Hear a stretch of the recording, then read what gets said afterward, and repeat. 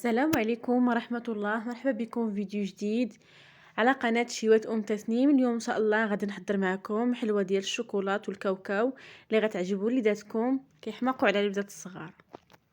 نجربوا، راه كتجي اقتصادية وسريعة ومذاق ولا اروع. غادي نحتاجو 250 غرام ديال الكاوكاو اللي كنقلوه ونقيوه. كتشوفوا هنا بعد ما تقلى كنقيه بهذا الشكل.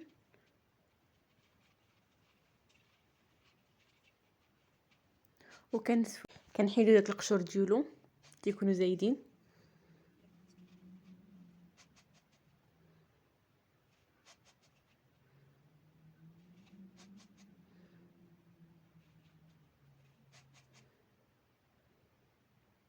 هنا بعد ما نقيناه غادي نهرمشوه في الهاشوار.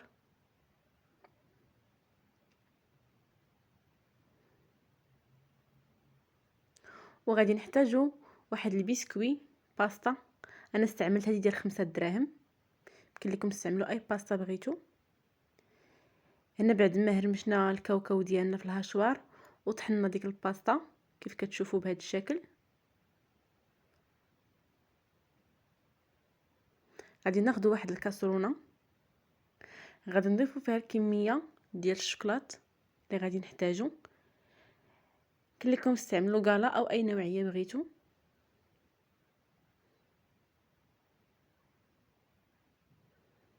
بالنسبه لهاد الحلوه كتعجب الدراري الصغار بزاف، كيحماقوا عليها.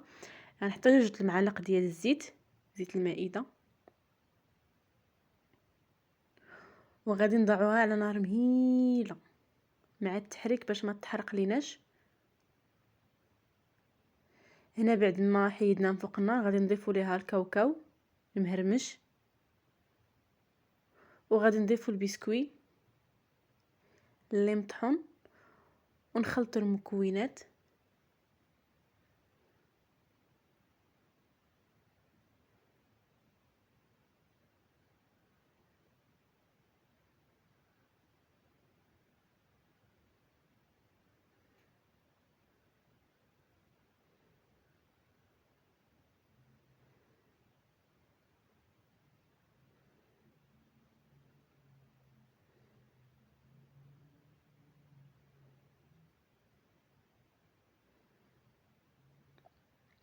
غادي نجيبوا الكويغطات ديالنا، غادي نضيفوا فيها الخليط ديال الشوكولات والكاوكاو،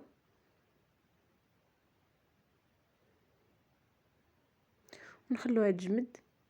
ما تدخلوهاش للثلاجه على حسب الجو كيفاش داير، لا احسن ما تدخلوهاش للثلاجه حتى كتبرد. كتشد معنا واحد 3 سوايع حتى ل4، كتجي بهذا الشكل، كتجي لذيذه، غتعجبكم وتعجب وليداتكم.